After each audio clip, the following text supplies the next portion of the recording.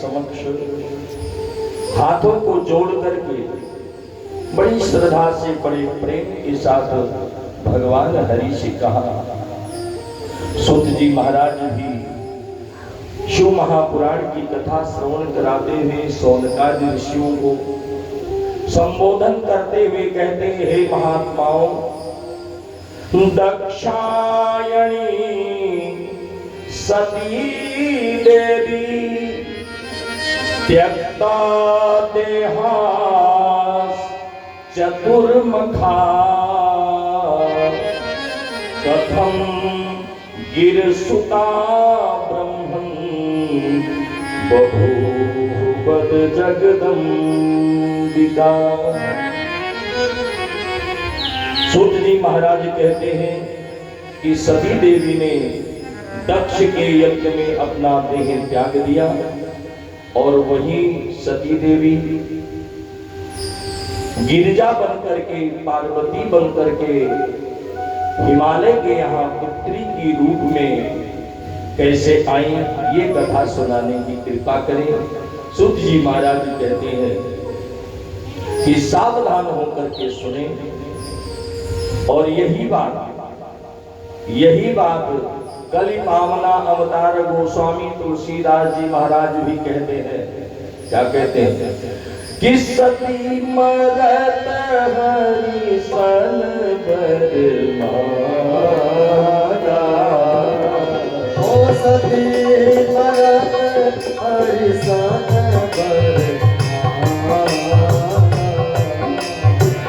सती मरत सती मरत हरि सन बरमाया, ओ सती मरत हरि सन बरमाया, जन्म जन्म शिव पद अनुगाया,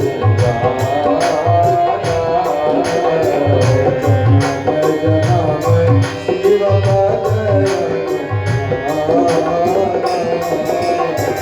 तेहि कारण हिम गिर गिर जाई, तेहि कारण हिम गिर गिर जाई, तेहि कारण हिम गिर गिर जाई, तेहि कारण हिम गिर गिर जाई, जननी पार्वती तनु पाई, जननी पार्वती तनु पाई। इसी कारण क्योंकि मरते समय सती माता के समक्ष भगवान नारायण प्रकट हुए और नारायण से वरदान मांगा कि हे प्रभु, हमारे ऊपर कृपा करें, दया करें और मुझे ऐसा वरदान दें कि मैं एक जन्म नहीं, 7 जन्म भी नहीं, 100 जन्म भी नहीं, 1000 जन्म भी नहीं, करोड़ जन्म भी नहीं, कहा जन्म जन्म जितने मेरे जन्म हो मैं उतने जन्मों तक भगवान शिव को ही पति के रूप में प्राप्त करूं। ये है अनुराग, ये है सतीत्व। इसीलिए उनका नाम सती पड़ा। जीवन भर उन्होंने दुख उठाया, लेकिन ये बात किसी से नहीं बताया, प्रपंच नहीं किया कि मेरे पति मुझे मानते नहीं हैं। भगवान शिव ने परित्याग कर दिया सती जी का, लेकिन सती जी ने किसी से जाकर के नहीं कहा, यहां तक अपने माता जी से भी नहीं कहा कि मेरा ऐसा स्थिति है, मेरे पति ने मेरा परित्याग कर दिया है। लेकिन आजकल क्या है, हमारे समाज में क्या है, जरा सी बात हुई नहीं कि फोन लग गया, मम्मी मैं तो यहाँ नहीं रहूंगी, तत्काल फोन तुरंत आ गया। क्या हुआ, यहाँ हमारे लायक हमारे हिसाब से नहीं है, अच्छा, मम्मियां भी ऐसी हैं? नहीं है तो चलिए आप,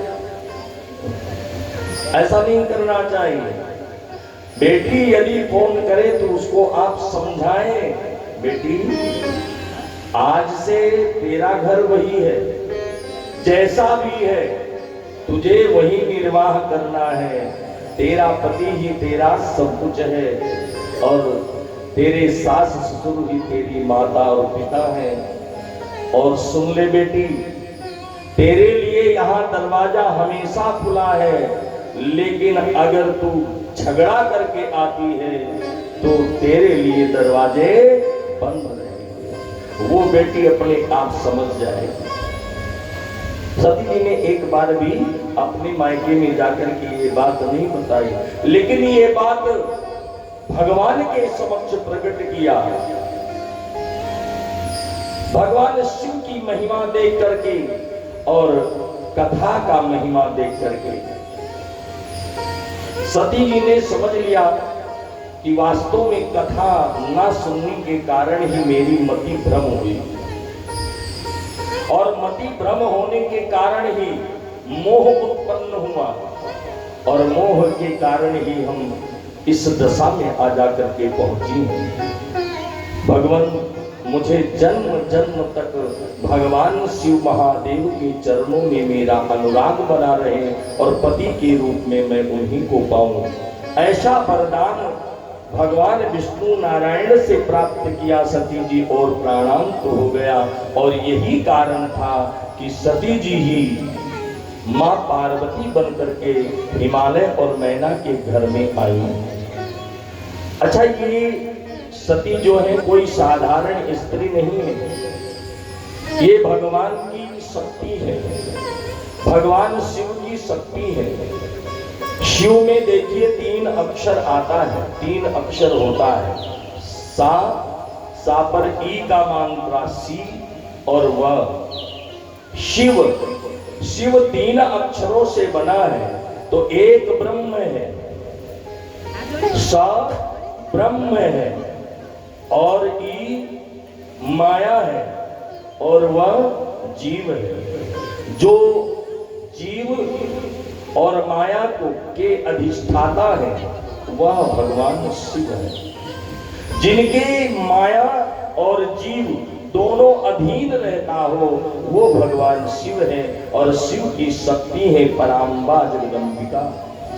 पराम्बिका जगदम्बिका कोई साधारण स्त्री बनकर के नहीं आई। ये भी देखो, जैसे हमारे यहाँ 4 वर्णों की व्यवस्था है, ब्राह्मण, क्षत्रिय, वैश्य और शूद्र, ऐसे ही देवलोक में भी वर्णों की व्यवस्था है। जैसे देवता देव कहलाते हैं, ऋषि कोई मनुष्य नहीं है, ऋषि एक प्रजाति है। ऋषि मुनि जो होते हैं ना, ये पुलस्त हुए, अगस्त हुए, क्रतु हुए, अंगिरा हुए, भृगु हुए, मारीच हुए, भरद्वाज हुए, वशिष्ठ हुए, पुला हुए, पुलस्त हुए, ये सारे ऋषि जो थे, मुनि जो थे, ये एक प्रजाति है, वर्ण है। और ऐसे ही पितर होते हैं, पितर भी कोई मनुष्य नहीं है, पितर भी एक वर्ण है, वर्णाश्रम के अंतर्गत है, वो पितर कहलाते हैं। ऐसे ही लोक है, लोकों की व्यवस्था की गई है।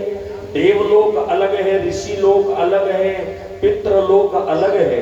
अपने अपने लोकों में रहते हुए ये सारा कार्य हो रहा है। ऐसे ही पितरलोक है और ब्रह्मलोक है, वैकुंठ लोक है और श्वेत द्वीप है, जम्बू द्वीप है और शाक द्वीप है। इस प्रकार से 7 द्वीप है। तो जिस द्वीप में हम लोग रहते हैं, इस द्वीप का नाम है, क्या नाम है जानते हो? जो जानता हो हाथ उठाए। कौन से द्वीप में रहते हो? कोई पूछे, 7 द्वीप होते हैं और 7 द्वीपों में कौन से द्वीप में रहते हो, तो क्या बताओगे? हाँ, हम लोग रहते हैं जम्बू द्वीप में। जब संकल्प पढ़ते हैं पंडित जी, तो आप लोग क्या बहरे हो जाते हो? सुनते नहीं हो, सुना करो ना। मन जब रहे तो सुनो ना, और सुने मन तो लगता नहीं, कानों से ज्वाइंट है नहीं, मन तो कहीं और है, तो सुनोगे क्या खाक। पंडित जी जब संकल्प कराते हैं कहते हैं हरि ओम तत्सत तत्सत तत्सत विष्णोर विष्णोर विष्णोर नमः परमात्मने। जम्बूद्वीपे भरतखंडे भारतवर्षे आर्यावर्ते गणेशांतर्गते भारत देशे पुण्याया क्षेत्रे बौद्धा अवतारे। और जो सम्मत होती विक्रमी संवत्सर सब नाम लेते हैं, किस क्षेत्र में है किस जगह है सब नाम लिया जाता है। लेकिन क्या जरूरत पड़ी है सब सुनने की। पंडित जी बोल रहे हैं ना, बोलने दो। हमें जब कहेंगे चावल अच्छा तो छोड़ दो, तो छोड़ देंगे, बात खत्म। जब तक हमारा मन जिन इंद्रियों से जुड़ता नहीं है, ध्यान देना, हमारा मन जिस इंद्री से जुड़ता है, कनेक्ट होता है, वही इंद्री काम करती है, बाकी इंद्रियां फेल रहती है। हमारा मन इस समय, हमारा मन किससे जुड़ा है? हमारा मन तो वाणी से जुड़ा हुआ है, शब्दों से जुड़ा हुआ है। लेकिन आपका मन किससे जुड़ा होना चाहिए? कानों से जुड़ा होना चाहिए। अगर आपका मन कानों से नहीं जुड़ेगा तो आप कथा सुन नहीं पाएंगे। और हमारा मन यदि वाणी में नहीं लगेगा, मुंह पर नहीं जाएगा मन कि हम बोल क्या रहे हैं, तो फिर ना हम कथा कर पाएंगे ना कथा सुन पाएंगे। इसलिए अपने मन को कानों से कनेक्ट कर लो, नहीं तो चार्ज नहीं होगा, फिर कोई काम नहीं कर पाएंगे। मोबाइल चार्ज करते हो ना, अब लगा दो, उसमें स्विच लगा दो, करंट ऑन कर दो, तब तो चार्ज होगा। आपने करंट तो ऑन कर दिया लेकिन वो जोड़ा नहीं, कैसे चार्ज हो जाएगा? इसलिए कथा श्रवण करने के लिए कानों को, मन को कानों से जोड़ देना चाहिए। तो मैं क्या कह रहा था, क्या कह रहा था वो?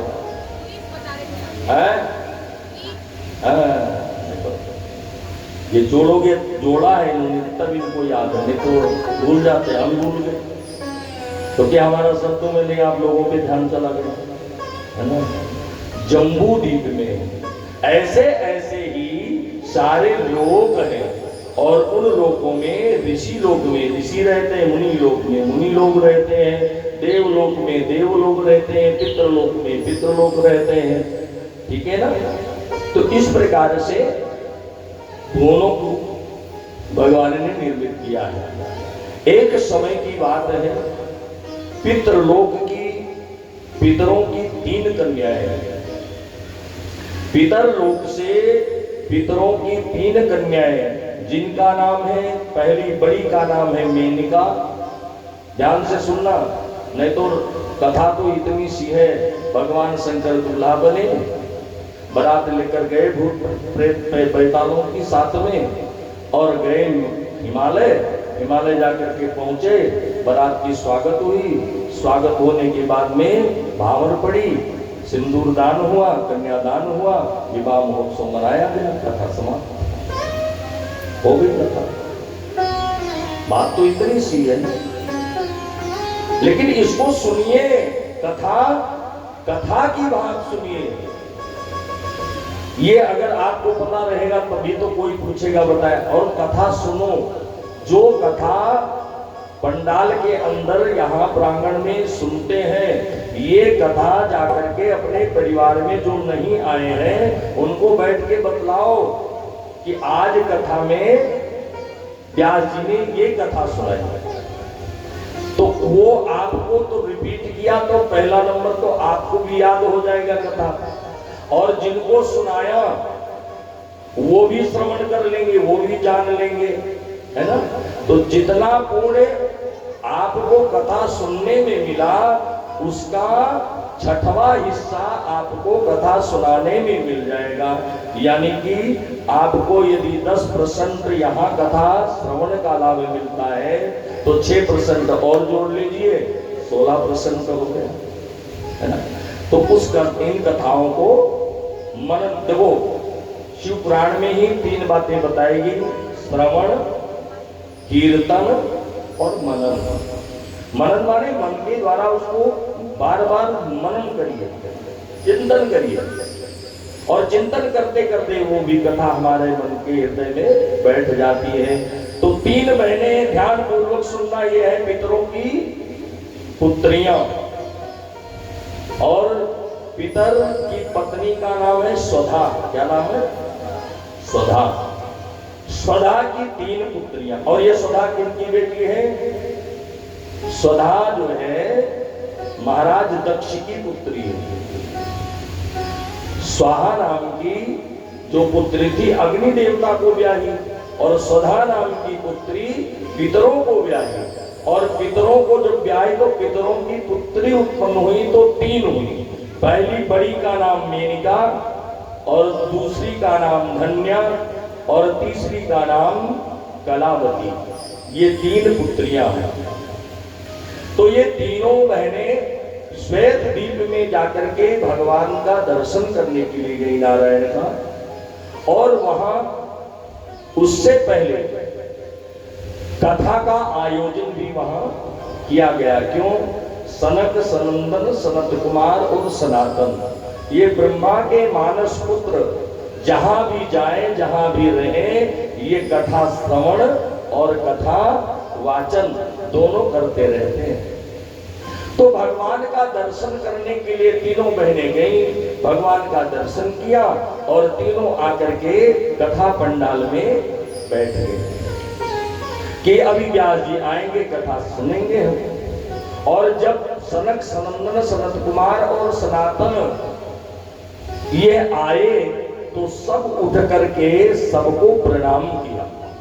सबने उन चारों भाइयों को, सनकादिकों को, जितने भी वहां पर उपस्थित लोग थे, सबने खड़े होकर के अभिनंदन किया, स्वागत किया और हाथ जोड़ करके प्रणाम किया। अच्छा, प्रणाम भी कई तरह का होता है, ध्यान दें। कोई जरूरी नहीं कि आप जाकर के चरणों में साष्टांग दंडवत प्रणाम करो तभी प्रणाम माना जाता है। प्रणाम वाचा, मनसा, कर्मणः 3 प्रकार से किया जाता है। प्रणाम करने की विधि है, ऐसे ही प्रणाम नहीं किया जाता है। अगर आपको समय नहीं मिल पा रहा है तो आप दूर से हाथ जोड़ के कर प्रणाम करें, हाथ जोड़ दे वहीं कर प्रणाम, ठीक है। और भी आपको बहुत ज्यादा समय नहीं मिल रहा है तो केवल सिर झुका दिया, ये भी प्रणाम है। सिर झुका दिया, ये भी प्रणाम है। और अगर सिर झुकाने का भी समय नहीं मिल पा रहा है तो मन से ही उनके चरणों में प्रणाम करिए, ऐसे भी प्रणाम होता है। और एक प्रणाम होता है हाथ चरणों में लगा करके प्रणाम करना। चरणों में कैसे प्रणाम किया जाता है इसकी भी विधा है। अगर आप ठीक ढंग से प्रणाम करते हैं तो फिर तो उसका फल है, और अगर विधि से प्रणाम नहीं किए तो उसका कुछ भी मिलने वाला नहीं है। और ये विधि जान लो कैसे। चरण स्पर्श करने के लिए दाहिना हाथ, राइट हैंड, ले जाकर के सामने वाले जो सदगुरु हैं या महात्मा हैं या माता पिता हैं या श्रेष्ठ अपने से बड़े हैं, कोई भी, उन्हीं को प्रणाम किया जाता है। उनके चरणों में जाकर के अपने दाहिने हाथ का उंगलियां सामने वाले के दाहिने चरण के उंगलियों पर रखें, ऐसे, ठीक है, ध्यान दें। चरण पे रखें, और जब रखेंगे तो आपके अभी बताया ना कनेक्ट हो जाएगा, चार्ज हो जाएगा। जो आशीर्वाद है वो कहां से निकलता है? कहां? चरणों से निकलता है, और आशीर्वाद हाथों से ग्रहण करता है। जैसे पीपल का वृक्ष है ना, पीपल का वृक्ष कार्बन डाइऑक्साइड को खींचता है, लेता है और ऑक्सीजन फेंकता है। ऐसे ही हमारे शरीर में भी है। हम आशीर्वाद जो लेते हैं वो हाथों के द्वारा हमारे अंदर जाता है, और जब श्रेष्ठ ये ऊर्जा ही है, ये आशीर्वाद क्या है? ऊर्जा है। और जब ऊर्जा हमारे अंदर आती है तो हम ऊर्जावान बन जाते हैं, और जब हमारे अंदर ज्यादा ऊर्जा हो जाती है तो वो ऊर्जा हमारे चरणों से निकलती है। तो जैसी जिसकी ऊर्जा होगी, ऊर्जा तो सबकी होती है, अच्छी की भी होती है और बुरे की भी होती है। अगर अच्छे हैं, संत हैं, महात्मा हैं, ज्ञानी हैं, तो वो भगवान का स्मरण करते रहते हैं, पाठ करते हैं, यज्ञ करते हैं, कीर्तन करते हैं, भजन करते हैं, उसका जो ऊर्जा है उनके अंदर होता है। और जब हम अपने हाथों को उनके चरणों से स्पर्श करते हैं तो वो ऊर्जा हमारे अंदर आ जाती है, अन्यथा आने वाली नहीं। अच्छा, आप कहेंगे कि फिर ऐसे ना समझ में रहे, मान लिया तो सतगुरु जो होता है वो अपने भक्तों की पर कृपा करने के लिए वो अपने पैर को ऐसे कर देता है। ध्यान देना, जो बड़े बड़े महात्मा होंगे, जो अच्छे महात्मा हैं, ज्ञानी महात्मा हैं, वो जब बैठेंगे तो अपने चरणों को ऐसे करेंगे, और जब भक्त लोग आते हैं तो ऐसे सीधे प्रणाम करते हैं, सीधे दोनों ऐसे करते हैं। तो सीधे जब रखे तो उनका चरण जब ऐसे रखा हुआ तो सीधे वाला इधर आ गया, तो सीधे वाले पर ये पड़ जाता है, और ये वाला बाएं वाले पे, बाएं पे पड़ जाता है, तो हमारे अंदर ऊर्जा आ जाती है। और अगर वो सीधे बैठे हैं, अगर वो सीधे बैठे हैं तो हम अपने हाथों को ऐसे कर दें, हम अपने हाथों को ऐसे कर दें तो उनके सीधे पैर पर हमारा सीधा हाथ पड़ेगा, बाएं पैर पर बायां हाथ पड़ेगा, ऊर्जा हमारे अंदर आ जाएगी। प्रणाम की बड़ी विधियां हैं। अच्छा, प्रणाम ना हो, किसी का सम्मान ना हो तो स्वाभाविक है कि क्रोध आता है। जब सबने अभिवादन किया, सबने स्वागत किया, सबने प्रणाम किया, सनकादिकों का, और इन तीनों बहनें वहीं चुपचाप बैठी रही, ना तो ये उठी और ना ही दूर से ही नमस्कार किया। इस पर सनकादिक क्रुद्ध हो गए, और क्रुद्ध होकर के, क्रोध में आकर के उन सनकादिकों ने इन तीनों बहनों को श्राप दे दिया कि तुम जाओ, कलयुग में भूमि पर मनुष्य की तरह आचरण करने वाली, तुम तो देवों की पुत्रियां हो, पितरों की, पितर भी देव कहलाता है, पितर देव, तुम पितर देवों की पुत्री होने पर भी तुम्हें इतना भी ज्ञान नहीं है कि कोई साधु पुरुष, कोई महात्मा आए, कोई संत आए तो उसका स्वागत सम्मान करना चाहिए। तुम्हें जब इतना ज्ञान नहीं है तो तुम जाओ पृथ्वी लोक पर जाकर के मनुष्य की भांति रहो। श्राप दे दिया। हल्का सा लगाना, हल्का सा।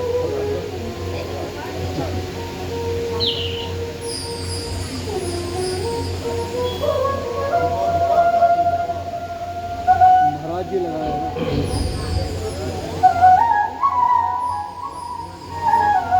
बोले गौरी शंकर भगवान की जय हो। हर हर महादेव, हर हर महादेव, हर हर महादेव। सनकादिकों ने तीनों बहनों को श्राप दे दिया, और यही कारण है कि यही तीनों बहनें पृथ्वी लोक पर आई।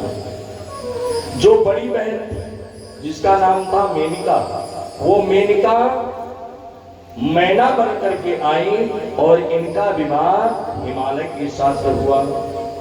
जो धान्या थी वो सुनैना बन करके आई, उनका विवाह राजा जनक से हुआ।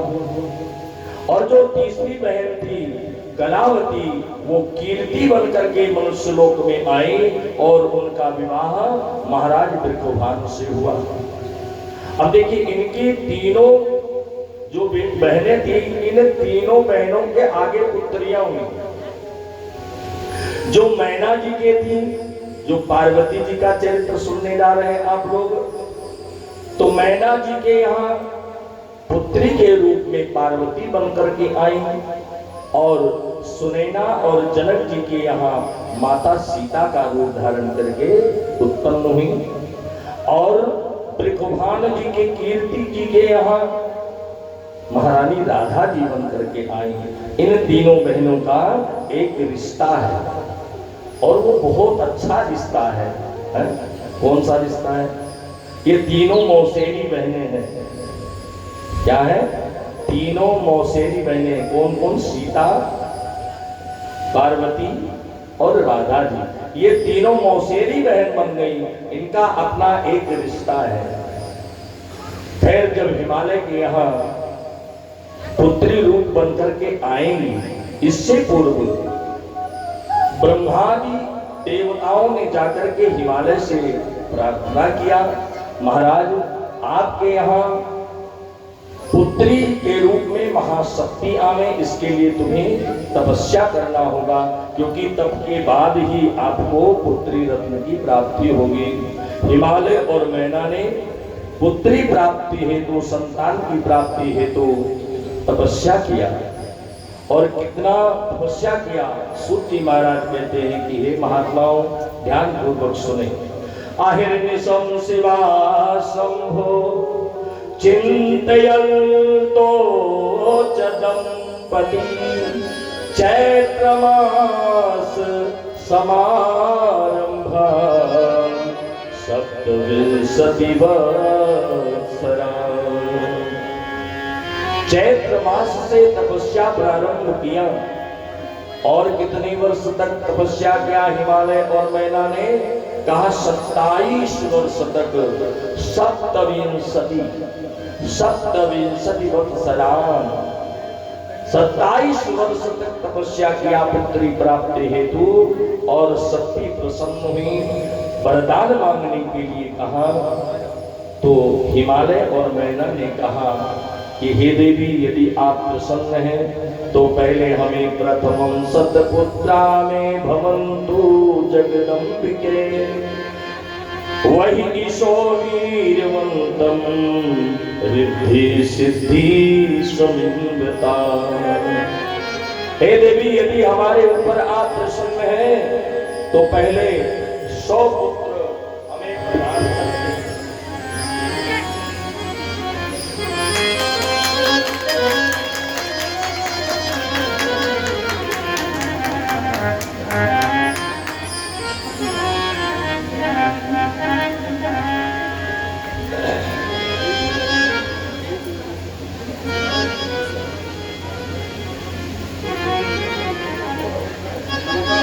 शर्मा जी के लिए जोरदार ताली, स्वागत करें। देखो इन्होंने बड़ा प्रयास किया इस कथा के लिए, शर्मा जी का स्वागत सत्कार करें। तो हिमालय जी ने और मैना जी ने पहले माता से वरदान मांगा, मेरे 100 पुत्रों, और उसके बाद में उन्होंने कहा पश्चात एका कन्या स्वरूपम गुणशालिनी कुलद्वयम आनंद करी भुवनत्रय पूजितः। 100 पुत्र ने, लेकिन कैसे पुत्र नहीं? कहा रिद्धि सिद्धि समन्विता, रिद्धि सिद्धि भी उनके साथ हमारे प्रिय स्थान पर विराजमान हो जावे। उसके पश्चात एक कन्या का वरदान दिया, और एक कन्या कैसी हो? कहा कुलद्वयम, दोनों कुल को आनंद देने वाली हो और तीनों लोकों में पूजित हो, ऐसी कन्या की आकांक्षा है। माता जी ने आशीर्वाद दिया। कालांतर में हिमालय के यहाँ पुत्र उत्पन्न हुए। बड़े का नाम मेरू पर्वत हुआ, और सबसे छोटे का नाम मैनाक हुआ। ये वही मैनाक है जो हनुमान जी महाराज जब लंका के लिए जा रहे थे, और उस समय मैनाक बाहर आकर के कहा था, हे हनुमान जी, हमारे ऊपर थोड़ा बैठ करके आराम कर लीजिए, विश्राम कर लीजिए। तो हनुमान जी ने केवल हाथ से स्पर्श किया और आगे बढ़ गए थे। इस प्रकार से एक पुत्री उत्पन्न हुई, भगवती देवी के रूप में प्राकट्य हुआ। जन्म मास वसंतो मघो मासे नवम्याम मृगधीष्टणे अर्धरात्रे समुत्पन्ना गंगे व शशि मंडला। हिमालय और मैना जी के यहाँ शक्ति का प्रादुर्भाव हुआ, और शक्ति का प्रादुर्भाव हुआ तो चतुर्भुज धारिणी, अष्टभुजा धारिणी माता दुर्गा पधारी। और ऐसी देवी को देख करके माता मैना ने बड़ा ही स्तवन किया है, नमस्कार किया है, प्रणाम किया है। हे देवी मैया, आपको अगर आप मेरे ऊपर प्रसन्न हैं और प्रसन्न होकर के आप मेरे यहाँ पधारी हैं, तो कृपा करके मैंने आपसे पुत्री के रूप में कहा था, आप तो माता के रूप में आई हैं, अर्थात आप पुत्री का रूप धारण करें।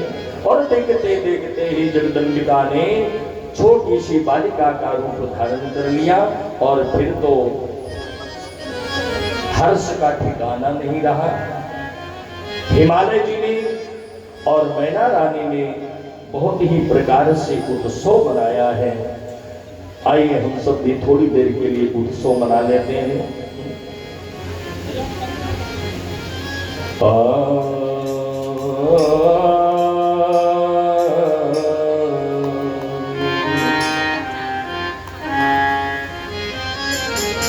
अरे हिमगिर हिमगिर बजत बधाई, हिमगिर घर बजत बधाई, मैना ने लाली जाए। हिमगिर बजत बधाई, मैना ने लाली जाए। हिमगिर घर बजत बधाई, मैना लाली जाए। हिमगिर बजत बधाई, मैना लाली जाए। हिमगिर बजत बधाई, मैना लाली जाए। हिमगिर बजत बधाई, मैना लाली जाए। बंद निवार लगे महलन में, बंद निवार लगे महलन में, बंद निवार लगे महलन में, बंद निवार लगे महलन में, लगे महलन में, लगे महलन में, लगे महलन में, लगे महलन में। बंद निवार लगे महलन में, बंद निवार लगे महलन में। ध्वजा पताका लगे महलन में, ध्वजा पताका लगे महलन में। हिमराज ने संपत्ति लुटाई, हिमराज ने संपत्ति लौटाई, लाली जाए। हिमगिर बजत बधाई, मैना लाली जाए। हिमगिर घर बजत बधाई, मैना लाली जाए।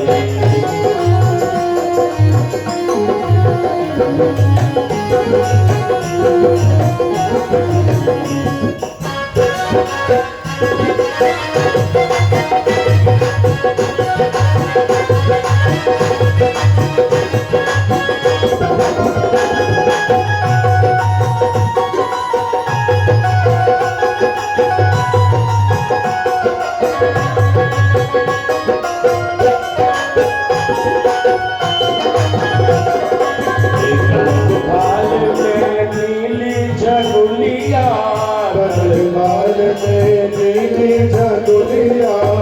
कनकताल में हरी झंडुलिया, कनकताल में हरी झंडुलिया। सोने की पायलिया, कंकड़ किनकिन सोने की पायलिया, कंकड़ किंकड़ सोने की पायलिया, कंकड़ किनकिन सोने की पायलिया, मैला रानी की सुंदरताई, मैला रानी की सुंदरताई, ओ मैला रानी लाली जाए, आज गिरधर बनाई, बनाने लाली जाई, मगिर बजत बधाई, मैदाने लाली जाए, आज गिरधर बनाई, बनाने लाली जाई, देख लाली को सब हरसायो, देख लाली को सब हरसायो, देख लाली को सब हरसायो, देख लाली को सब हरसायो, जुग जुग जीवे ये लाली तिहारो, जुग जुग जीवे ये लाली तिहारो, जुग जुग जीवे ये लाली तिहारो, जुग जुग जीवे ये लाली तिहारो, सबसे आशीष पाई मैं नारायण दिल जाए, सबसे आशीष पाई बनाने लाली जाई, सबसे आशीष पाई मैं नारायण लाली जाए, सबसे आशीष पाई बनाने लाली जाई, मगिर बजत बधाई मैं नारायण लाली जाए, गजब बधाई बनाने लाली जाई, लाली जाई हो लाली जाई, लाली जाई हो लाली जाई, लाली जाई हो लाली जाई, लाली जाई हो लाली जाई, मगिर बजत बधाई मेरा ने लाली जाई, मगिर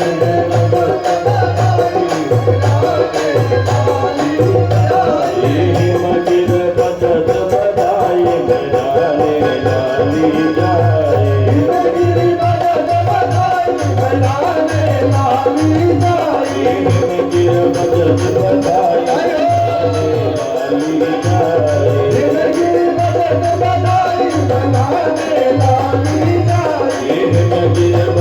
बधाई लाली जाई। इस प्रकार से कन्या के जन्म लेने पर हिमालय राज और महारानी मैना ने बहुत आनंद मनाया। देखो साक्षात शक्ति का प्रादुर्भाव इनके गृह में हुआ है और कन्या के जन्म में उत्सव देवलोक में होता है, लेकिन हमारे समाज में कन्याओं का जन्म लेते ही माता पिता का मुंह बन जाता है, लेकिन ये समझ नहीं है कि इसी कन्या के द्वारा ही तो ये सृष्टि चल रही है। अगर किसी के कन्या नहीं होगी तो आगे सृष्टि कैसे बढ़ेगी। आज हमारे समाज में भ्रूण हत्या इसी कारण से बढ़ गया क्योंकि कन्या कोई चाहता नहीं, पुत्र की कामना सबको होती है। हमारे घर में भी ऐसा होता है कि कन्या जन्म लेवे तो मुंह लटक जावे, लेकिन यदि पुत्र उत्पन्न हुआ है तो क्या उत्सव मनाया जाता है।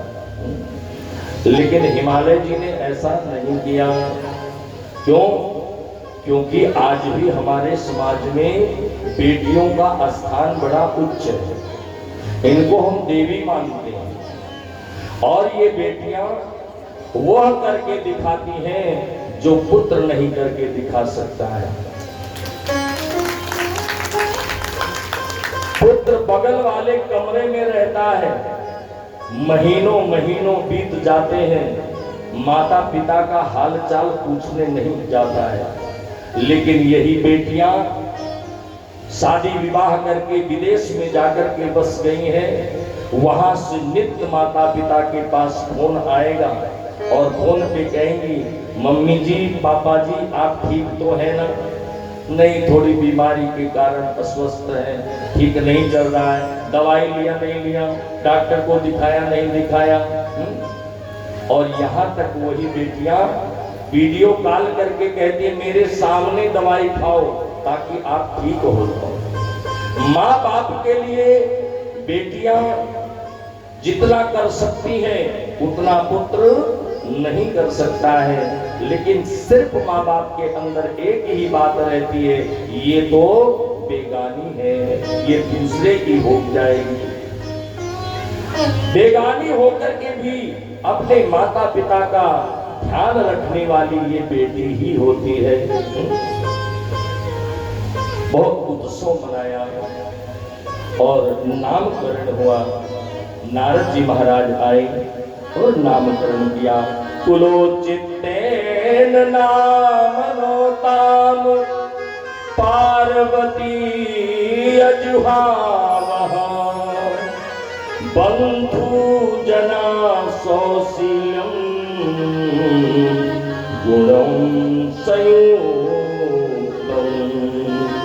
नामकरण कुल के अनुसार किया जाता है और नामकरण कुल के अनुसार हुआ तो इनका नाम पड़ा पार्वती। पर्वत की बेटी है इसलिए पार्वती। और रंग इनका थोड़ा सांवला था, सांवला काली होने के कारण इनका नाम महाकाली भी पड़ा और उमा भी पड़ा इनका नाम। जब ये तपस्या करने जाएंगी माता जी कहेंगी उमा, ऊ का मतलब है बाहर, माँ मतलब नहीं जाना, बाहर मत जाओ, इस शब्द का अर्थ है उमा।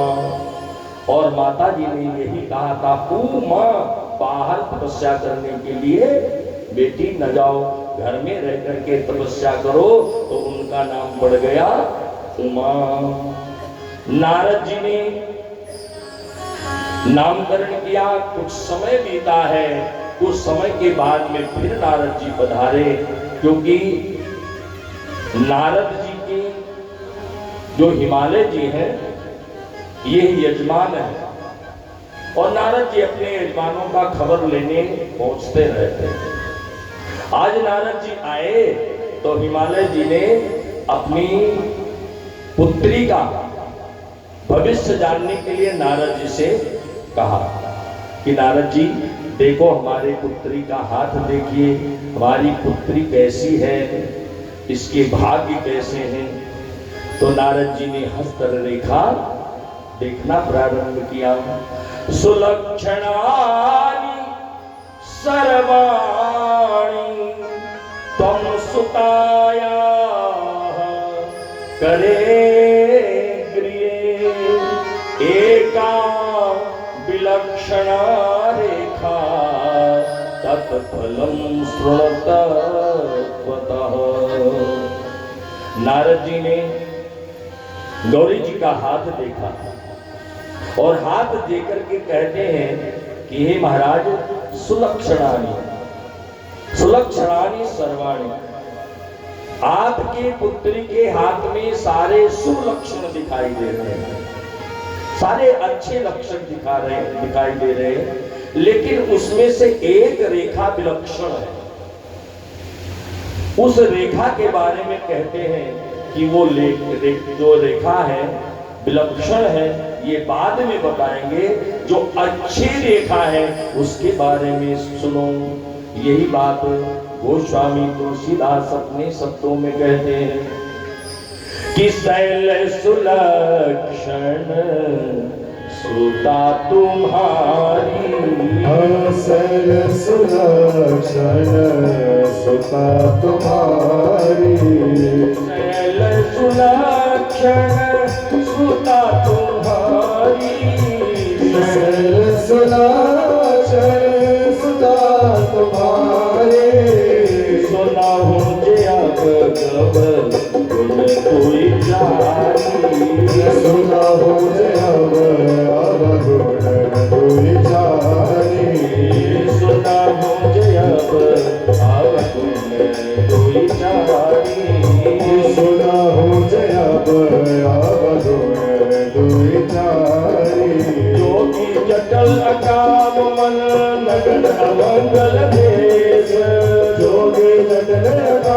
मन नगन अमंगल वेश अस स्वामी यही कामले परिहस्त असरे अस स्वामी कहे नहीं परिहस्त असिरे जोगी नग्नो अगुनो अकामी तात्र मात्र विवर्जिता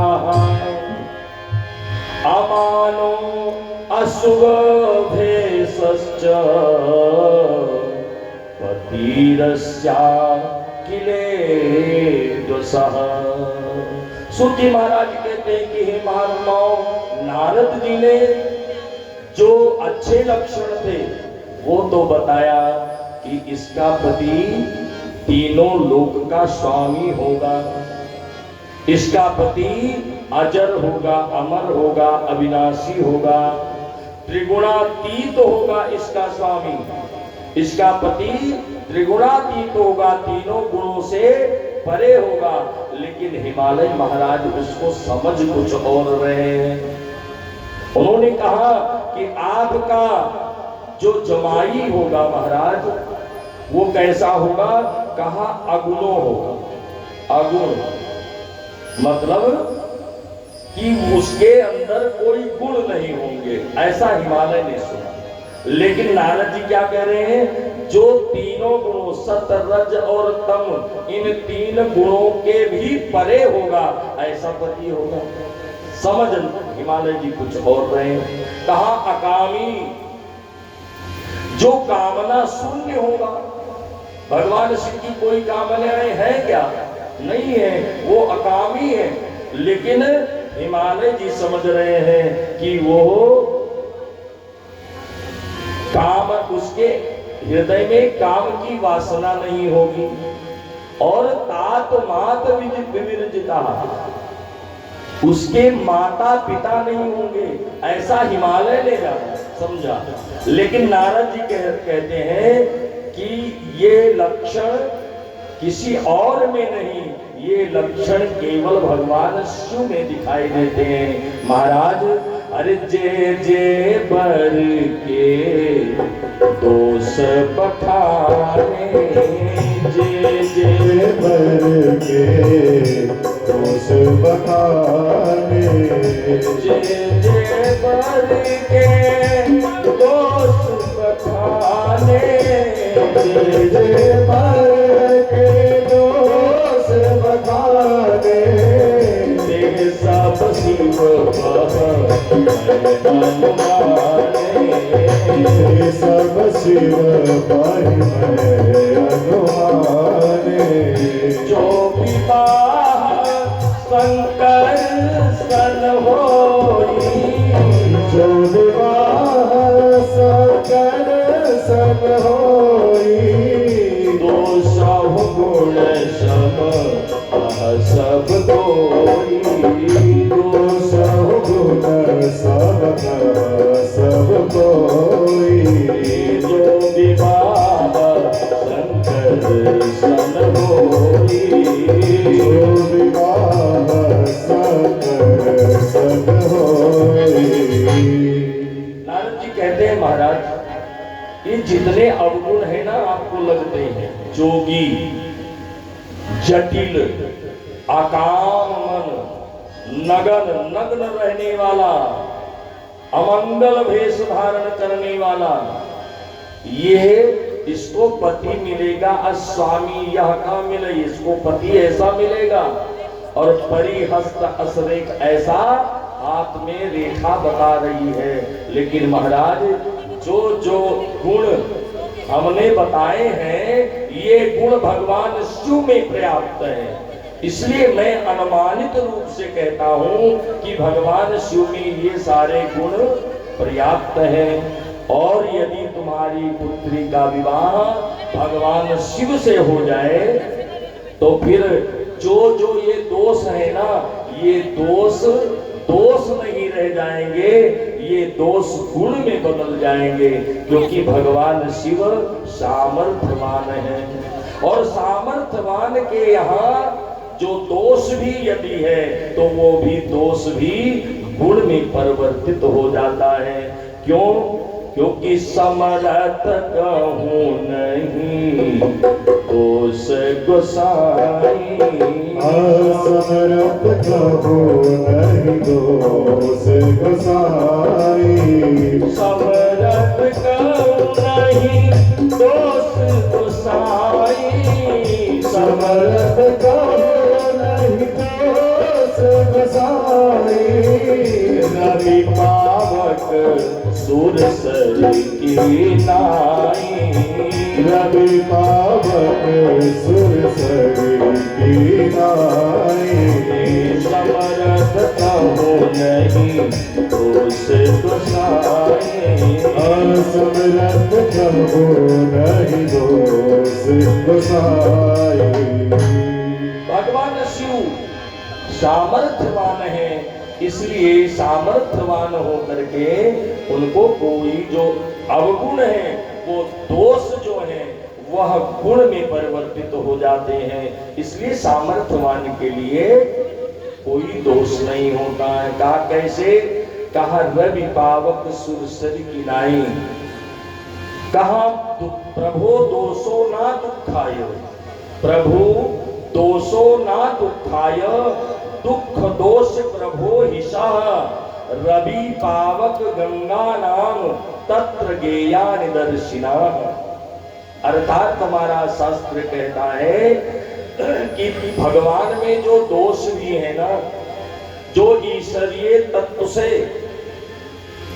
परिपूर्ण है, जिसको हम किसी ना किसी तरह से श्रेष्ठ मानते हैं, जो भगवान से जुड़ा हुआ है, यदि उनमें बहुत से दोष भी हैं तो वो दोष भी गुण बन जाते हैं। जैसे रवि, रवि माने भगवान सूर्य। सूर्य की प्रकाश जब जल पर पड़ता है तो जल भाप बन करके बादल बन जाता है, और बादल बन करके भगवान सूर्य ग्रहण कर लेते हैं। तो जल अच्छे जल को भी ग्रहण करते हैं और नाले का जल भी ग्रहण करते हैं, सागर का भी जल ग्रहण करते हैं, तो गंगा जी का भी जल ग्रहण करते हैं, तो गंदे नाले का भी जल ग्रहण करते हैं, लेकिन वो दोष उनको नहीं लगता है।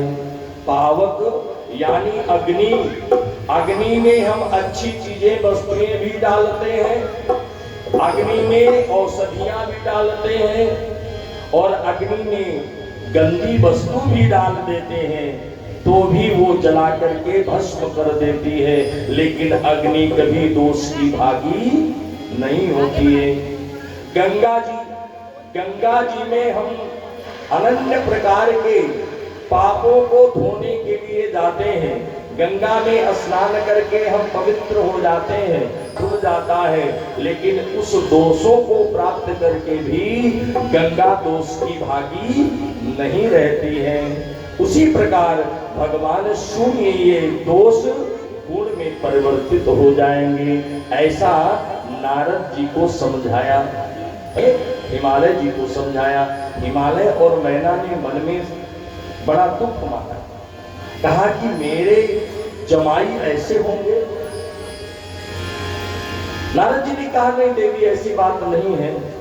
यदि आपकी पुत्री तपस्या करे तो ये सारे दोष गुण में बदल जाएंगे, क्योंकि तपस्या के प्रभाव से तुम्हारी पुत्री को वर के रूप में भगवान शंकर प्राप्त हो जाएंगे, और भगवान शंकर ऐसे प्राप्त नहीं होते हैं, क्योंकि शिव आराधना के बिना इच्छित फल की प्राप्ति कभी हो ही नहीं सकती है।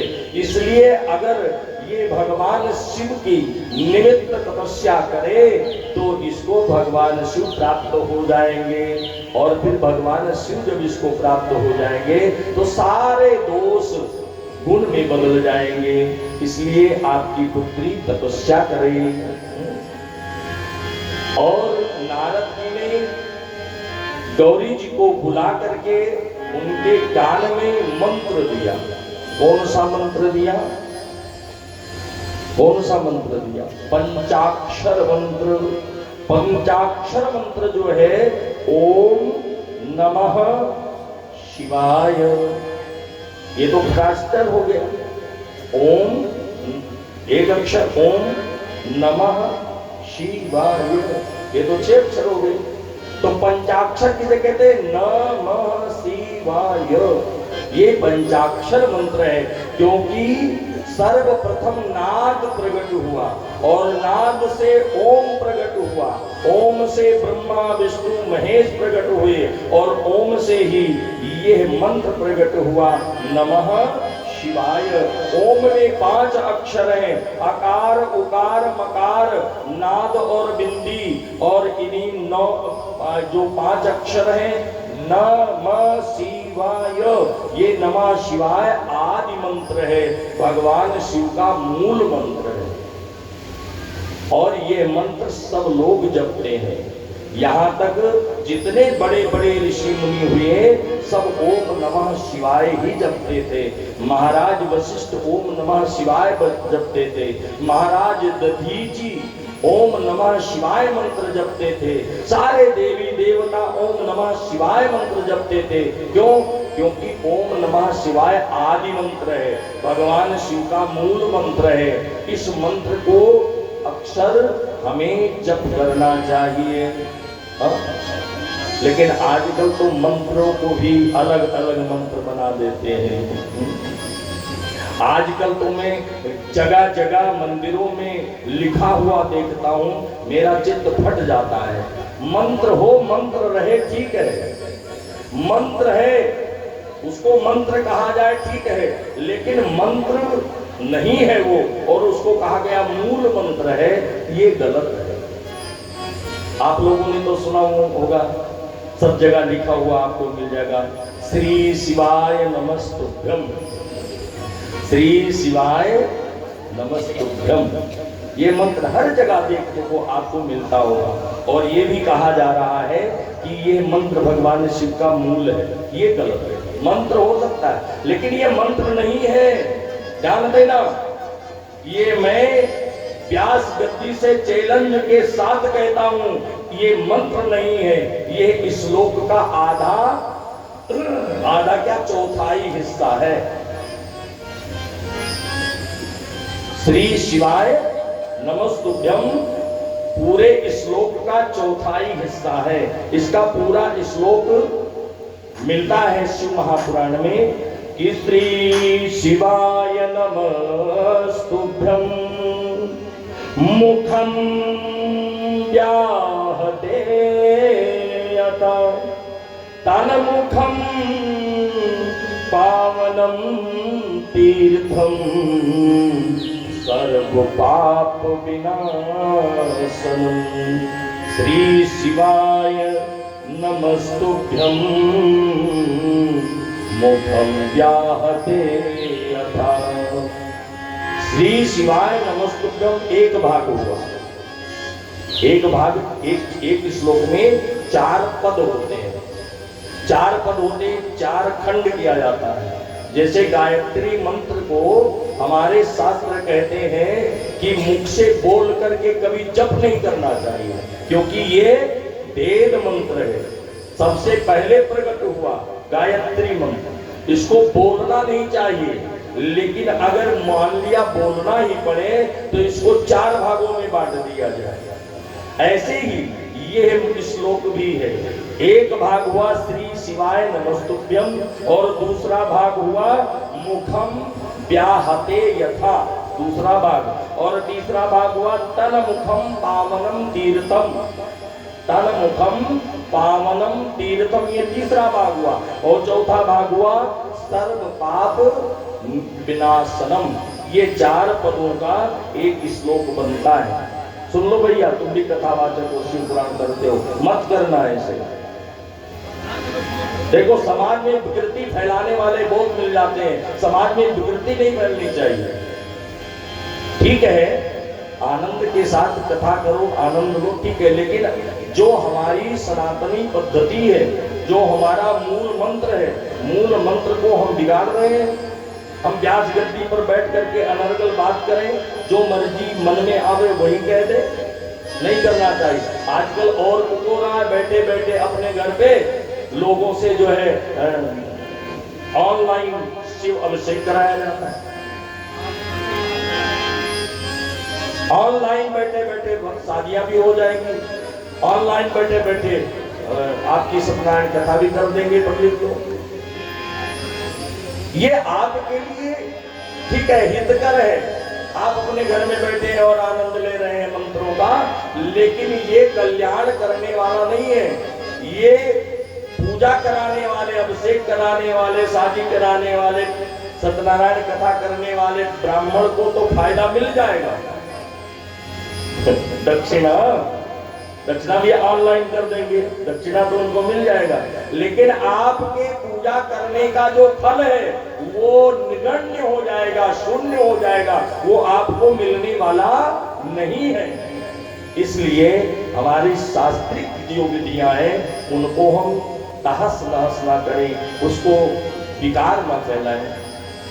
तो नारद जी ने कान में, पार्वती जी के कान में मंत्र दिया, जो भगवान शिव का पंचाक्षर मंत्र नमः शिवाय है। नमः शिवाय मंत्र दे करके और नारद जी चले गए। अब पार्वती जी ने आकर के अपने माता और पिता से कहा कि मैया, हे पिताजी, मैं तपस्या करने के लिए मैं वन में जाना चाहता हूं। माता पिता ने कहा, बेटी वो तो ठीक है, लेकिन वन में जाएगी तो वहां कैसे रहेगी? तू राजमहल में रहने वाली, वहां खुले आसमान के नीचे कैसे रहेगी? तेरा जीवन कष्टमय बन जाएगा। पार्वती जी ने कहा, पिताजी, कष्ट सहने का नाम ही तो तप है। अगर शरीर को कष्ट ना हो तो फिर तप काहेगा?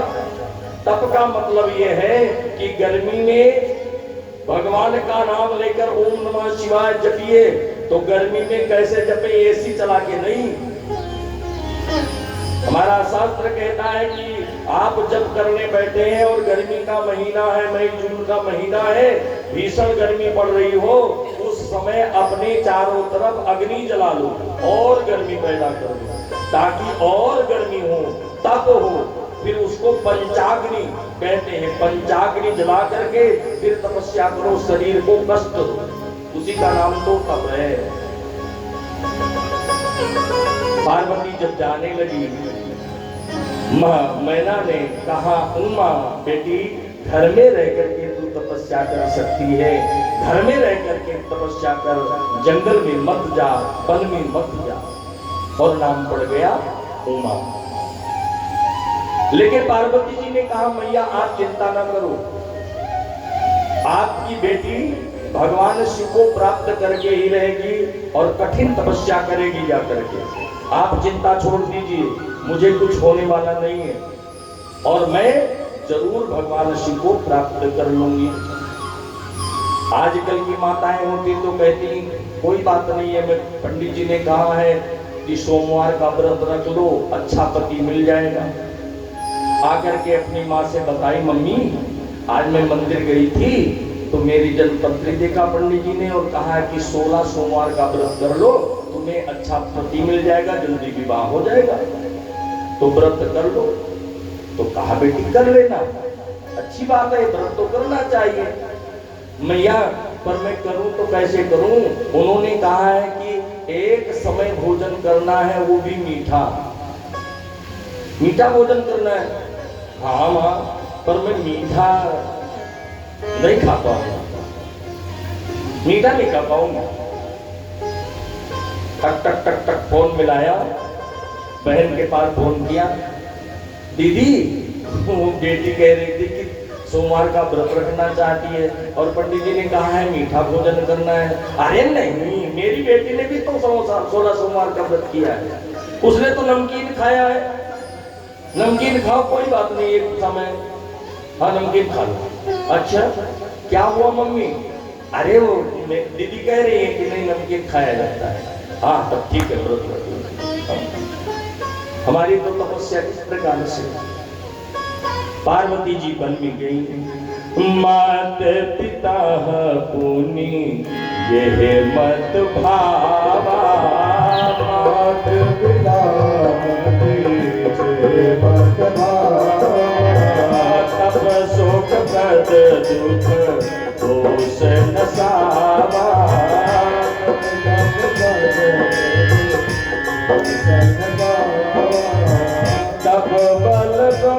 का अब बल विष्णु का रही रखवाला तब बल विष्णु जगत जगताला तब बल विष्णु का रही रखवाला तब बल विष्णु जगताला आत्म बल रचाई प्रपंच विधाता तब बल रचाई प्रपंच विधाता अब बल विष्णु का नहीं जगदाता तब बल विष्णु सकल जगदाता तब बल शंभु का रही संहारा तब बल शंभु का रही संहारा अब बल शेष नहीं मही भारा तब बल शेष नहीं मही भारा तब बल शेष नहीं मही भारा तब बल शेष नहीं मही भारा। क्योंकि तपस्या के बिना ब्रह्मा जी भी सृष्टि नहीं कर पाए और तपस्या करके ही सृष्टि का कार्य ब्रह्मा जी करते हैं। भगवान विष्णु भी तपस्या के द्वारा ही इस सृष्टि का पालन करते हैं और भगवान रुद्र तप के कारण ही सृष्टि का विनाश भी करते हैं। किसी ने कहा ये भगवान शिव संहारक देवता है, ये संहार करने वाले हैं। ऐसे संहारक देवता को हम पूजें क्या? संहारक देवता अच्छे नहीं लगते हैं, संहार जो करता हो। अरे संहारक देवता भगवान रुद्र नहीं है। भगवान रुद्र का काम तो जानिए, कैसा संहार करता है।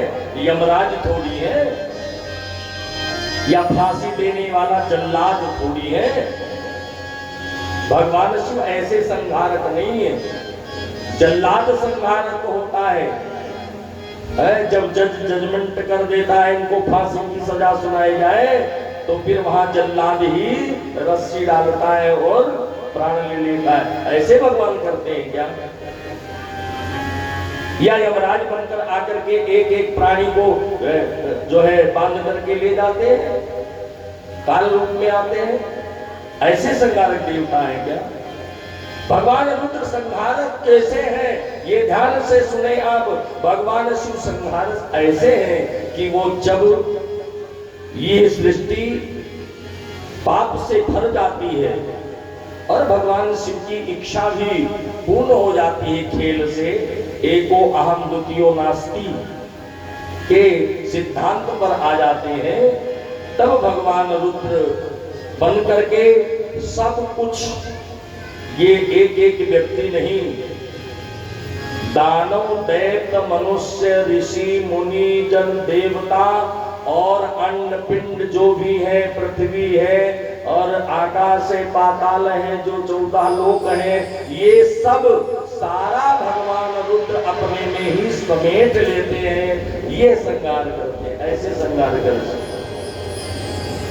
बाकी सृष्टि का अनेक प्रकार से सृष्टि का संहार होता है, लेकिन वो ब्रह्मा के द्वारा होता है। कभी कभी प्रलय आता है, एक महाप्रलय आता है, इस प्रकार से कभी प्रकृति के द्वारा होता है। तो ये सब करते हैं, लेकिन भगवान शिव संहारक देवता नहीं है। भगवान शिव तो बहुत ही शांत सरल देवता है, भोले भाले देवता है। एक लोटा जल भगवान शिव पर चढ़ाओ, भगवान शिव आनंद में आ जाते हैं और अपने भक्त को वरदान दे देते हैं। ऐसे सरल देवता को संहारक देवता कहते हैं। माँ पार्वती तपस्या करने के लिए चल दी है, माता पिता की आज्ञा लिया है और माता पिता आज्ञा लेकर के वन के लिए चल पड़ी और पहुंच गई और वन में जाकर के अखंड समाधि लगा करके भगवान शिव की तपस्या किया। बड़ी प्रकार से तपस्या किया और तप में क्या किया? कहा तप में पहले तो उन्होंने पंचाग्नि के द्वारा तपस्या किया, पूजा करके तपस्या किया, भगवान शिव का पूजा किया, स्तवन किया, वंदन किया, अर्चन किया और फिर माँ पार्वती कीर्तन भी किया। कीर्तन करके भी माँ पार्वती शिव को मनाने लगी। कैसे मनाती हैं?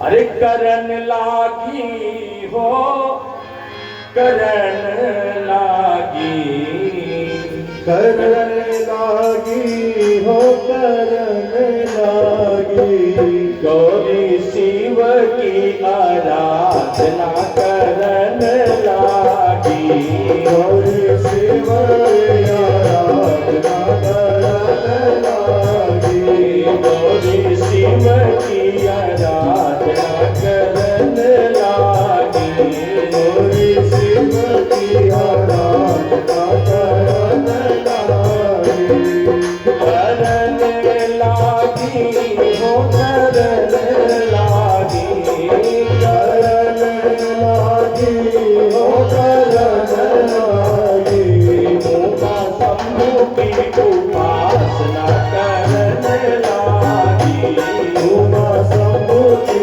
उपासना करन लागी, गौरी शिव की आराधना करन लागी, गौरी शिव की आराधना करन लागी, अति सुकुमार पितु मात की दुलारी प्यारी, अति सुकुमारी पितुमात की दुलारी प्यारी, अति सुकुमारी पितु मात की दुलारी प्यारी, अति सुकुमारी पितुमात की दुलारी प्यारी, भारी तप नेम व्रत, भारी तप नेम व्रत आचरण करन लागी,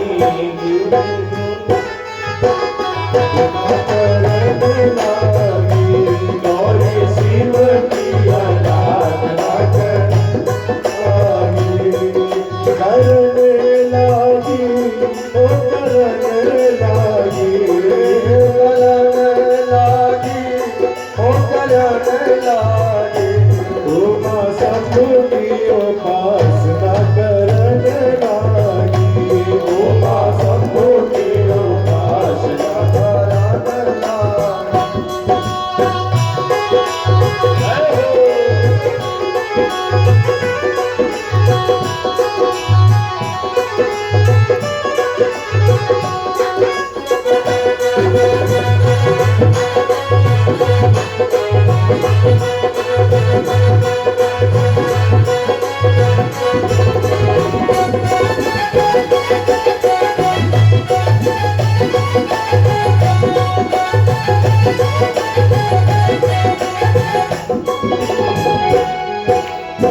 जाहे विश्वनाथ पति चरण कमल रति, चाहे विश्वनाथ पति चरण कमल रति, चाहे विश्वनाथ पति चरण कमल रति, चाहे विश्वनाथ पति चरण कमल रति, मति गति प्रभु में भरण लागी, मति गति प्रभु में शरण लागी, गौरी शिव की आराधना करन लागी, गौरी शिव की आराधना करन लागी,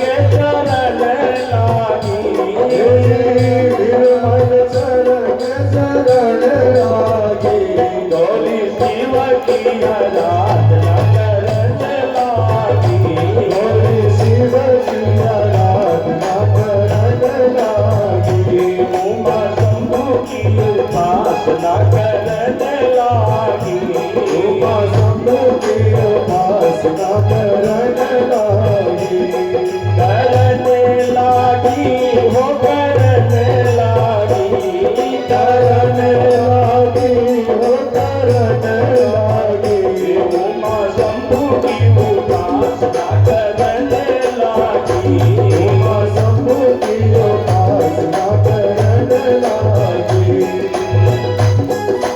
जय हे महादेव की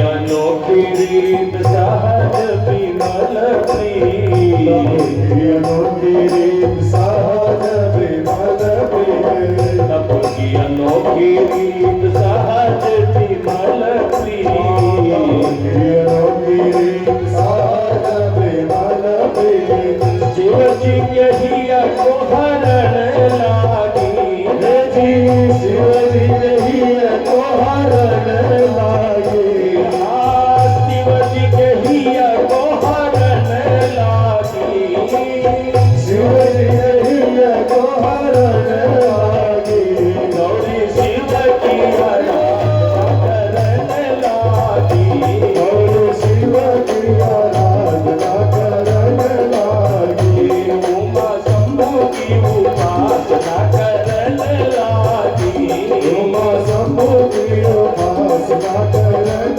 लागे करन लागी वो करन लागी करन लागे हो करन लागे गौरी शिव की आराधना करन लागी और शिव की आराधना करन लागे हे महादेव हर हर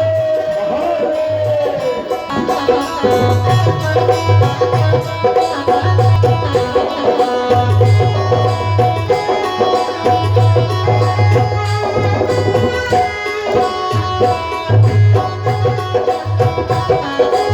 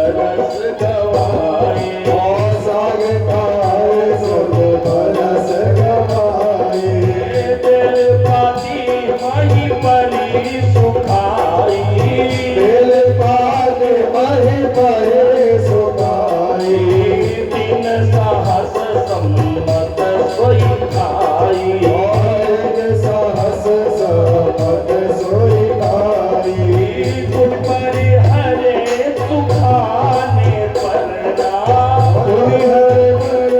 सुधारे परना मही नाम तब भय हुआ परना महीना तब भया हुआ परना करन लागी हो करन लागी अगरन लागी अगरन लागी मुझे बड़ी करन लागी हो गया राज अगरन लागी मौसमों की उपास करन लागी उमा सब गया दास अगरन लागी गुरु शिव की आराधना करन लागी शिव की आराधना करने लागी नमः शिवाय नमः शिवाय नमः शिवाय नमः शिवाय नमः शिवाय नमः शिवाय नमः शिवाय नमः शिवाय नमः शिवाय नमः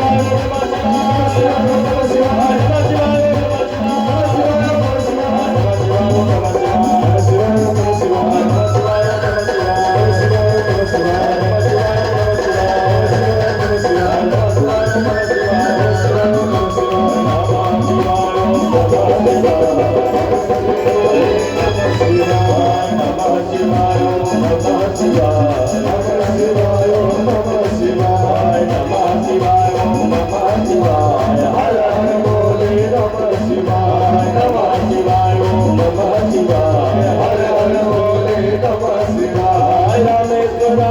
रामेश्वराय हर हर बोले नमः शिवाय रामेश्वराय शिव रामेश्वराय रामेश्वराय शिव रामेश्वराय हर हर भोले नमः शिवाय हर हर बोले नमः शिवाय कालेश्वराय महाकालेश्वराय कालेश्वराय महाकालेश्वराय हर हर भोले नमः शिवाय हर हर बोले नमः शिवाय कालेश्वराय शिव मंगलेश्वराय कालेश्वराय महाकालेश्वराय हर हर भोले नमः शिवाय हर हर बोले नमः शिवाय हर हर भोले नमः शिवाय हर हर बोले नमः शिवाय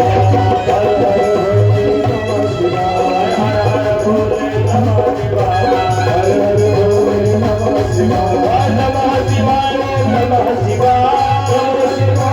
नमः शिवाय हर हर भोले नमः शिवाय हर हर बोले नमः शिवाय हर हर भोले नमः शिवाय हर हर बोले नमः शिवाय नमः शिवाय नमः शिवाय नमः शिवाय नमः शिवाय नमः शिवाय नमः शिवाय नमः शिवाय नमः शिवाय नमः शिवाय नमः शिवाय नमः शिवाय नमः शिवाय नमः शिवाय नमः शिवाय नमः शिवाय नमः शिवाय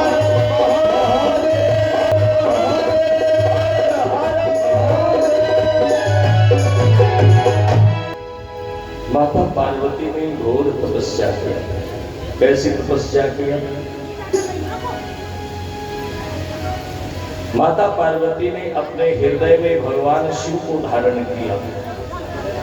हम भी अपने इष्ट को हृदय में धारण करके ही पूजा पाठ अनुष्ठान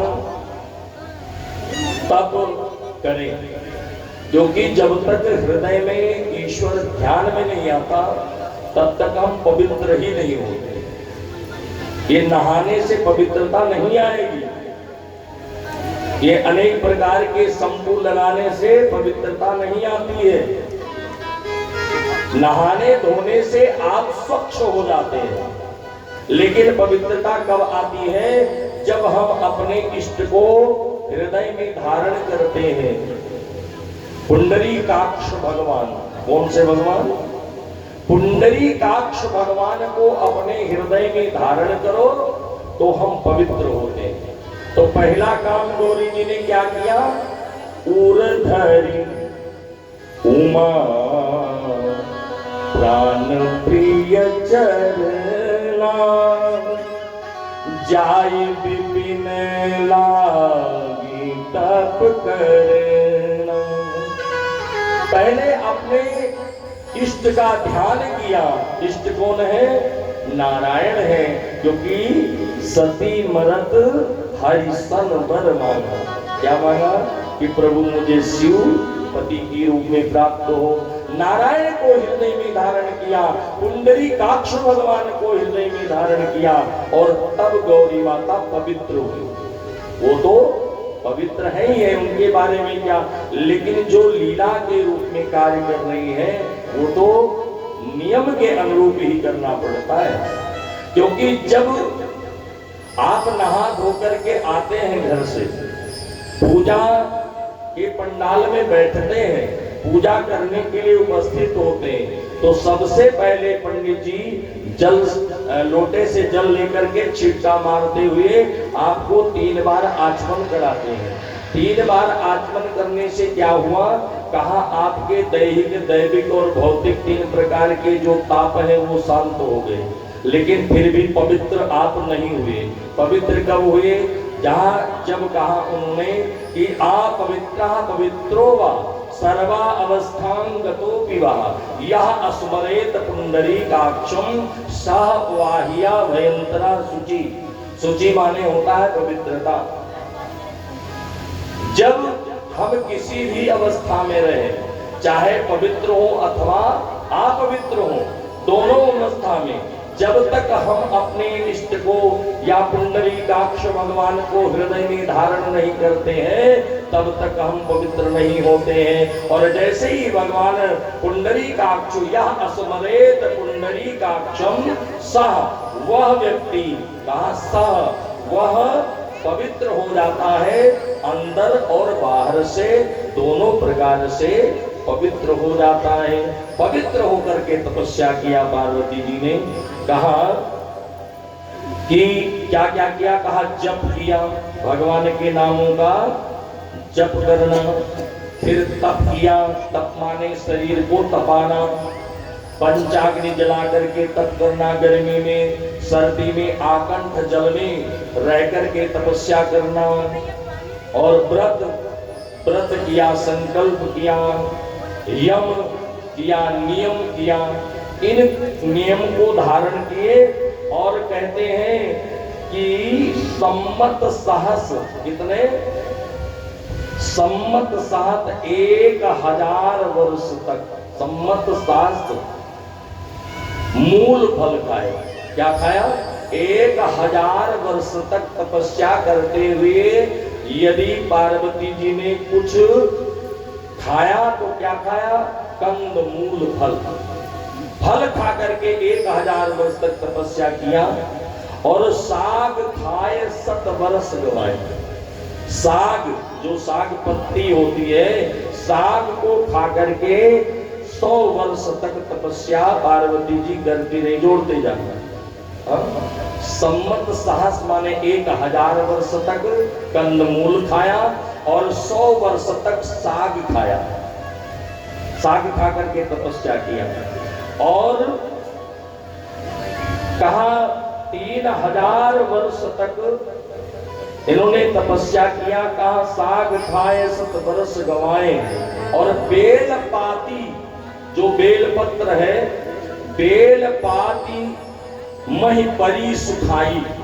जो बेल के पत्ते टूट करके पृथ्वी पर गिरते थे और सूख जाते थे, वो सूखे हुए पत्ते को खा करके पार्वती जी ने तपस्या किया। कहा कितने दिन? कहा 3000 वर्ष तक। ध्यान से सुनना, कितना? 3000 वर्ष तक। कहा बेल पाती मही परी सुखाई, 3 सहस सम्मत सोई खाई। 3000 वर्ष तक बेल पत्र जो सूख जाया करते थे, उन पत्ते को खा करके पार्वती जी ने केवल वर प्राप्ति के लिए तपस्या किया। कुल मिलाकर के कितना तपस्या किया? 100 वर्ष, 1000 वर्ष, 1100 वर्ष और 3000 वर्ष और जोड़ दीजिए, कितना हो गया? 4100, 4100 वर्ष तक पार्वती जी ने तपस्या किया, केवल पति को प्राप्त करने के लिए। आज हमारे घर की बहन बेटियां कितना व्रत करती हैं, कितनी तपस्या करती हैं, तो कैसा वर मिले? जैसी तपस्या वैसा वर मिले। जिसने जितनी तपस्या किया हुआ है वैसा ही उसको पति प्राप्त होता है। और माता पार्वती ने एक और कार्य किया तब करते समय, जब बेल पत्र की पाती जो थी उसको भी छोड़ दिया, तो जो जमीन पर तृण होता था, पर्ण पत्ता जो सूख जाता था बिल्कुल, वह एक पत्ता को भी छोड़ दिया। जो पत्ता खाती थी बेल का पत्र, वो भी जब छोड़ दिया, तब उनका एक नाम पड़ा। क्या नाम पड़ा? कहा पुण्य पर हरे सुखाने पर ना, पुण्य हरि पर सुखाने पर ना, तब उमही नाम तब भयगु अपर ना। उमा का नाम दूसरा पड़ गया। क्या नाम पड़ा? पर्ण को छोड़ देने वाली। जैसे पर्ण है, पर्ण माने पत्ता, पत्ते को भी छोड़ देना ही अपर्णा कहलाता है, यानी उनका नाम पड़ गया अपर्णा। अपर्णा होकर के माता पार्वती ने भगवान शिव की आराधना किया, ऐसी कठिन तपस्या किया। सूत जी महाराज जी कहते हैं कि शिव जी तो ध्यानस्थ है, समाधि में है। देवताओं को चिंता हुई कि देखो पार्वती जी भगवान शिव को प्राप्त करने के लिए तपस्या कर रही है, घोर तपस्या कर रही है, और भगवान शिव समाधि में है। क्यों समाधि में है भगवान शिव? भगवान शिव समाधि में इसलिए चले गए कि जब से जाए सती तन त्यागा, जब से जाए सती तन त्यागा, जब से जाए सती तन त्यागा, जब से जाए सती तन त्यागा, तब से शिव मन भयो विरागा, तब से शिव मन विरागा, तब से शिव मन भयो विरागा, तब से शिव मन विरागा। भगवान शिव जब से सती का परित्याग हुआ, तब से उनके मन में वैराग्यता आ गई, और उस वैराग्यता में भगवान ध्यानस्थ हो गए। विराग आ गया, वैराग्य आ गया। हमारे जीवन में भी वैराग्यता का ही फल है। जो जो हम छोड़ते हैं तभी तभी हमें आनंद आता है। वैराग्यता हमारे जीवन में आ जाए, छोड़ना हमारे जीवन में आ जाए, तो हमारे जीवन में सुख आता है, आनंद आता है। और जितना हम पकड़ते रहते हैं उतना ही हम फंसते जाते हैं। अर्थात भगवान शिव के अंदर विरागता आ गया। और सूत जी महाराज कहते हैं कि हे ऋषियों, तपः कर्तु सती प्रेम, तपः कर्तु सती प्रेम विरहा कुल मानसा। उनका मन विरह में व्यस्त हो गया, क्योंकि कहते हैं ना, नो लाइफ विदाउट वाइफ। पत्नी के बिना पति का जीवन ठीक नहीं होता है, ऐसे ही पति के बिना पत्नी का भी जीवन अच्छा नहीं माना गया है। प्रेम क्या है? भगवान प्रेम करते हैं, हम भी किसी ना किसी से तो प्रेम करते ही हैं। प्रेम का ही तो प्रतिफल है जो आप लोग यहाँ आकर के बैठे हो। अगर उस भगवान परब्रह्म परमात्मा से आप लोगों का प्रेम नहीं होता तो यहाँ आकर के आराम से चुपचाप कैसे बैठते? क्योंकि जिनको हम प्रेम करते हैं उनके बारे में हम जानना चाहते हैं। और प्रेम होता क्या है? कहा देखिए, जब हम संसारिक प्रेम करते हैं तो उसको तो प्यार कहते हैं। संसार में प्रेम करें तो उसको प्यार कहते हैं। और संसार में, परिवार में यदि हम प्रेम करते करते, प्यार करते करते उसके बिना रह ना सके, उसको राग कहते हैं। राग हो गया, ठीक है ना?